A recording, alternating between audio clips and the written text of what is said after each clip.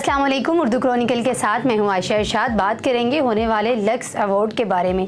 पाकिस्तान के मारूफ तरीन lux style awards की 22वीं सालाना तकरीब एक्सपो सेंटर कराची में मुनक्किद हुई है, जहां अदाकारा यमुना जैदी बेहतरीन अदाकारा, जबकि अदाकार बिलाल अब्बास खान और अरसलान नसीर बेहतरीन अदाकार करार पाए हैं। Lux style awards Pakistani media industry का सबसे बड़ा इवेंट है, जो 2001 के बाद से हर साल मुनक्किद होता है।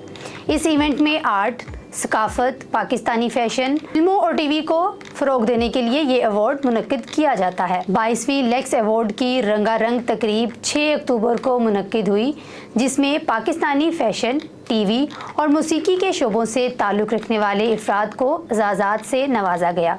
अवार्ड्स की तकरीब की मेज़बानी के फ़राइज़ अहमद अली भट्ट, फ़ाहद मुस्तफ़ा, सबा कमर ने सर अंजाम दिए। 90 की दहाई की मकबूल फ़नकारा को youngest lifetime achievement award फिल्मसार रीमा खान को दिया गया। मरीना खान ने लक्स चेंज मेकर अवार्ड का अवार्ड अपने नाम किया। तकरीब के दौरान माया अली और फरहान सईद ने एक साथ गाने परफॉर्म किया, जिसमें यमुना जैदी ने नया रिकॉर्ड कायम करते हुए लक्स स्टाइल अवार्ड के सबसे ज़्यादा अवार्ड लेने वाली अदाकारा बन गई हैं। कबल अज़ीं 2021 के लक्स स्टाइल अवार्ड में यमुना जैदी ने 2 अवार्ड अपने नाम किए थे। इस साल भी बेहतरीन टीवी अदाकारा का award critics and viewers choice Yamuna Zaidi को मिला है। बेहतरीन अदाकार का अवार्ड बिलाल अब्बास और बेहतरीन अदाकार का अवार्ड अरसलान नसीर ने जीता है।